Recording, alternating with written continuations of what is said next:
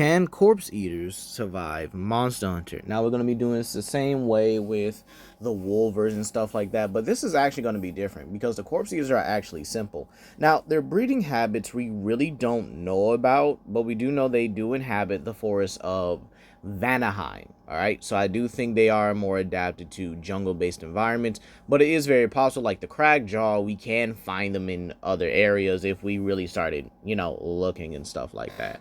But overall, we don't know their breeding habits, so I do think it's very possible they do have some breeding habits and similar to birds, where two of them mate, they both stay with the offspring for a little bit, feeding them back and forth, and then likely, and again, this is somehow, speculation and stuff like that, but we'll use it here for today, they do bring back the food that they eat to their infants unless they are alone. Now, with that being said here, the corpse eaters do have this highly compressed fire breath, and then they also have their talons and their beaks to use.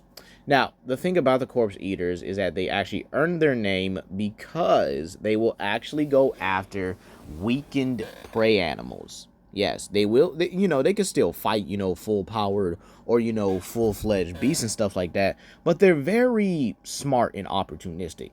So today we're going to be using both the desert and forest based environments and kind of just giving it a composited spectrum, if you will. And so I might do this for the other God of War creatures like the ogre and the drakes. But then again, I do have an area for the ogres and drakes and stuff like that, so I probably won't do that at all. So with that being said, yeah, it's 50-50 on those. So yeah, let's talk about it. So the areas that I do think that the corpse eaters would definitely like and definitely inhabit would definitely be things like the deserts. They would also inhabit areas like the Rotten Vale, but probably a smaller subspecies so that they can get around the area a bit easier. But then again, they are pretty much a relative size to actually compete with other monsters, so I don't see a problem with that. So again, like we usually do, we throw 20 of these creatures into the world. Let's say 10 are in the old world and 10 are in the new world for this kind of video, right? So with that being said, how would they actually, thrive in these ecosystems? Believe it or not, when it comes down to the deserts, I think they would actually do great. And in the Rotten Vale, I think they would probably develop a new species. I literally actually see them developing a new species just so that they can honestly just stay there. Because again, the Rotten Vale is a scavenger's paradise. Rotten meat everywhere that litters the floor. You have bones that can easily be chewed through because of how rotten they are. And again, all that flesh, and then still there's more and more decay that comes down because creatures come there to die. So it's literally a scavenger's paradise. But again, we also got to talk about the original scavenger's paradise, and that being the desert. Now, this is actually pretty interesting in my opinion because I think the main contributors to the corpse eater's diet would definitely be the herbivores. Now you might say, legendary, why that? He's not really gonna go after a full power Diablos, right? And again, no, I don't think he would here, because again, corpse eaters, while they are powerful, I definitely could say they're around the apex tier when it comes to their power, because again, scaling creatures to a holding back Kratos is definitely very difficult in my opinion, because again, even the lower ends of Kratos are just like universal and stuff like that, but we know these creatures are fodder in a way, right? But again, even fodder can be very powerful in certain verses. But the thing about it is, Diablos and Rustarambros for the desert region would heavily contribute to corpse eaters scavenging, and this is because I can definitely see them overlapping or basically taking the higher altitude areas, and then again seeing where predators are, or herbivores are and stuff like that, where Diablos is highly territorial. Diablos would not only ram but likely injure a large majority of the predators and the prey animals like Baroth, maybe even, some cephalodromes and stuff like that, that would actually be in the area. And this is actually important because the corpse eater will take full advantage and then start dive bombing onto the prey animals, likely when the Diablos leaves. And considering they can carry off a ogre with absolutely ease in their talons, I think that while it might be a little difficult, they could likely take a Baroth or an Anjanath and then just simply fly off with them to the to their locations where they could easily eat it and feed their youngsters if they need to. And Rustoramos especially because, again, its fur is painted with the blood of its enemies. So it's very possible a symbiotic relationship could form where Rustoramboros, gets an alarm system out of, whatchamacallit, out of the corpse eaters, right? And then the corpse eaters get free meals. I mean, in my opinion, it is a win-win. I mean, they both get something out of it. I mean, they all eat something, right? I mean, they all one gets their meal, the other one gets their food and stuff like that. One gets their meal and one gets to live. So, believe it or not, I do think it is definitely I think it's fair, in my opinion. I definitely think it's fair. Anjanath will likely also be a casualty of this because, again, the corpse eater really ain't gonna, it's just, it just doesn't help. It just doesn't work out for it at the end of the day when it comes to how I believe the corpse eater would interact with its environment. I could definitely see it using like maybe small animals or basically laying out creatures that would basically be bait for some of these bigger and much larger carnivores like a Tiger X or a Ebony or Dogoron or something like that, lure them into a Diablos' territory, and then just getting them suplexed in and ultimately killed. And the same with not Bloodbath. I was going to say Bloodbath Duramboros. Rust Duramboros, considering it does use the blood of predators to paint its fur, this does mean that the corpse eater would definitely be getting free meals from it. And again, like I said earlier, it could form a symbiotic relationship where the corpse eaters and Rustoramboroses could form that relationship. And where one is an alarm call that gets food, and the other one gets to paint its fur to look more attractive for mates, and, well, gets to survive. So in all honesty, yeah, that would honestly form a good relationship between the two of them. And then you also have other creatures that could honestly just be seasonal kills, like Gerontodus. If they pick a bad watering hole, that winds up drying out. You could probably get other herds of herbivores like Apsaros, Reniflos, and if they do ever, visit the region, sometimes Aptonoth as well. But you might be asking yourselves, okay, what about the forest regions, right? What about these, not so hot carrion areas, right? Well, believe it or not, I think that there is a way for corpse eaters to still get their daily due, their daily corpses, right? However, let's not forget the fact that the corpse eater could still take advantage of other monsters fighting each other, but it's very possible corpse eaters that live in the forest may evolve to become more active hunters, meaning they kind of have to swallow their pride or swallow their more patient nature or opportunistic nature and go out and actually hunt some of the creatures in the area. And again, there are plenty of creatures in the forest. I mean, you got Congalala, you got the other, herbivorous ape-like creatures like Bishaten, Quechahuacha, and stuff like that. Aptonoth, the smaller bird wyverns like the Dromes and Greats, Gypsaros as well. However, I do think most of their carrion could actually come from Nersilla's nest. Now, the reason why I'm saying that is because we know Nersilla not only butchers her prey, but also leaves the corpse dangling, probably just to marinate it. I'm just saying, Nersilla might actually be chefing it up in there. But we do know Nersilla does hunt the following: Gypsaros, Quechahuacha, because Quechahuacha unfortunately goes into its nest when they think they are abandoned and actually uses them as their own as their own homes, and probably do eat some of the leftover corpses there, to which, apes will eat meat in general, so it really isn't important. Kezu and Genprey as well. Oh, and Lavios as well, which, again, I find insane because, again, that creature's covered in lava, and Nersilla is not only able to butcher it, but just wear it still. So, believe it or not, all these creatures would definitely make a great, a great meal for the corpse eaters, meaning that it's very possible Nerscylla would likely have to build its nest defenses a lot more sophisticated now, because the corpse eaters will come, raid their nests, and take whatever meal they pretty much gotten.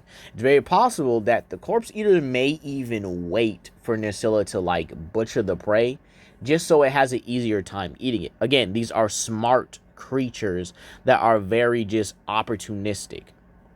To which I don't understand why Mimir just, looked disgusted by it, and Kratos found it dishonorable. Like, yo, it's an animal that's just trying to survive. I kind of felt bad after killing it, because it's just like, it's just scavenging and taking advantage of a good situation.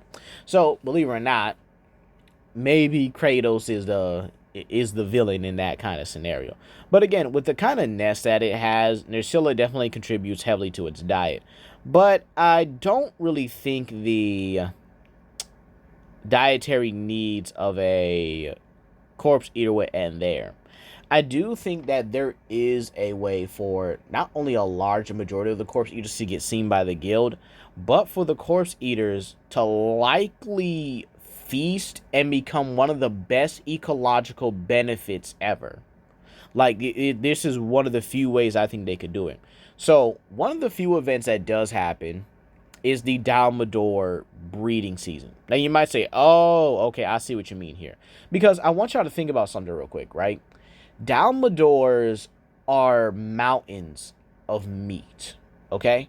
Now, again, elder dragons at the end of the day, not saying they're fodder, not saying they're weak, but when the hunters actually do slay them, that body is not going to waste. This was probably one of the few occasions where a Devil Joe will get fed. Okay, like a Devil Joe feasting on a Dalmador corpse likely would satisfy it. And that dude would probably have the biggest belly out of any monster. But again, we know corpse eaters would take advantage of this as well. Imagine them waiting for the Dalmador to fall, and then you see dozens upon dozens of corpse eaters swarming it. Subspecies from the forest, subspecies from the rotten vales, and the standard ones from the deserts. All creatures on sight would feed on this, but it would be a collection of corpse eaters that likely take up a good chunk of the carcass. And speaking of which, let's talk about their competition finally. Odogarons would definitely be one of the main competitors, especially when it comes to the Rotten Vale. And the fact that Odogarons do strip off meat and keep it in their mouths, it is very possible that corpse eaters are gluttons enough to just straight up snatch a kill out of a predator's mouth and then simply just fly off with it. This would make the blood feud between corpse eaters and Odogarons likely more lively, meaning turf wars would be bloody and intense. And considering we are putting them in the apex tier, I do think that the corpse eaters and Odogarons would consistently stalemate, but the corpse eaters will come worst off because Odogarons would definitely prove to be more agile and, well, better equipped when it comes to their weaponry. I mean, let's just be real. Now, another competition or another competitor I could definitely see is Betelgeuse. Would definitely be a stalemate, with the corpse eater being probably more better off because it does seem to be a more agile flyer, with Betelgeuse being far bulkier and utilizing its bombs to likely try and trip up the corpse eater. So yeah, we do know how the interactions will likely play out, but again, I do think the corpse eaters, due to their speed and probably better eyesight as well, plus with their more patient demeanor, they likely the corpse eaters would likely just outstrip them and outcompete them when it comes to actual food. This does mean that Betelgeuse would definitely have to beast up its competition, but I don't think it would be too much of a problem for it. It probably would still get its fair share of kills, but it's very possible that Betelgeuse may stick to more Rotten Vale, or maybe even evolve a new subspecies entirely just to kind of fit its niche. But next off, we actually have Saragios, and I actually do think this will likely be the last competition on the list here, because again, the corpse eater is very patient. I do think forest ones will likely interact with Rathalos because, again, they are being more active hunters. So things like Rathalos, Tigrex, and Najarala would obviously fit the forest needs, while the Rotten Vale ones would still have the Odolgorons to honestly deal with. And then, obviously, the desert ones would likely deal with Bazelgeuse and Serakios. Now, Serakios here would definitely fit the same niche as a Corpse Eater, and I can actually see them doing the same thing. Now, we don't know too much about Serakios' breeding habits, but it's very possible that two parents do raise their chicks, considering they are competitors with Rathalos and Rathian. But then again, it also is very possible that, Serakios do mate and then leave the children with their mothers for a bit. Male Serakios leave their children with their mothers for a bit, with them likely being in the same territory, but just a bit more of a protector role than that. But if we do put it in Rise, or, say it goes to the Rise regions, or the more forest-like ones go into the Rise regions, then they'll be competing with Magna Mallow. And that would actually be interesting. That means we could probably see an Elder Dragon level subspecies of the Corpse Eaters. Because again, Magna Mallow takes advantage of the rampages to actually feed on their corpses. Which again, very helpful and very smart monster. However, the Corpse Eaters will likely have a lot more fun with this because, again, a lot of the monsters getting repelled are already injured, meaning it would take full advantage of these injured monsters and overall just overpower and dominate them from there. However, considering Magna Mallow also needs this to not only help its, I guess you could say its blast fire, but also keep its armor in tip-top shape, this means that Corpse Eaters and Magna Mallows would definitely compete for these prey-rich corpse fields more often, which means that, it's kind of unfortunate, but the guild would likely have to kill both of them, or at least repel both of them continuously. So overall, I do think the main competitors would be Bazelgeuse, Odolgorons, and Magna Mallow. But believe it or not, I think the Corpse Eaters would take advantage of the Hunters as well. Keep in mind, our Hunters would injure, slay, and capture a large majority of the monsters. This may also mean that we may not be able to capture monsters as frequently because Corpse Eaters would take advantage of their weakened and even drow state and proceed to eat the monsters as well, meaning that capturing a monster would likely require the player to kill any Corpse Eaters within the area, meaning that, well, Corpse Eater armor would probably be a common thing. It wouldn't be enough to, put the species on extinction, but again, it's very possible that you may have to capture the Corpse Eater and then capture the other monsters as well. Meaning that the guild would likely be able to get a lot of researches done, or a lot of, a lot of research done on the Corpse Eaters. This is because, again, they kind of put themselves in situations where the hunters do have to take care of them. They have to either kill them or pretty much capture them. I could actually see the Corpse Eaters being captured more than killed, considering the fact that they would just fit their scavenger niche. They're just a very big, scavenger and stuff like that. But again, they do take opportunistic opportunities like weakened animals on a consistent basis, with probably being a rare occasion that, they'll take full-powered prey animals. And again, that would likely come from a forest species that doesn't really have any Nersillas to kind of poach and, take their prey.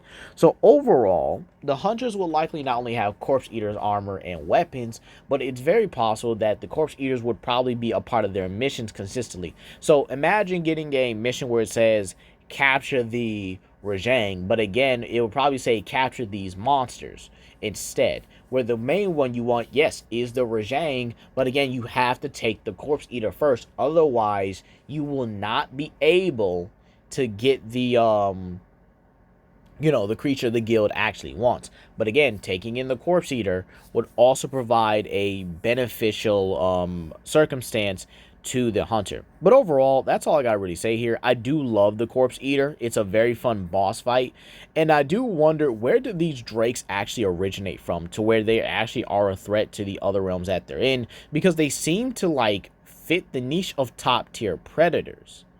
I don't think they're really a threat to it, because it's very possible that maybe they don't have the bulky prey items that they need, but they don't seem like they're devastating the ecosystem overall. But that is going to be all for today, guys, and I do hope you guys enjoyed this little composited format for Monster Hunter.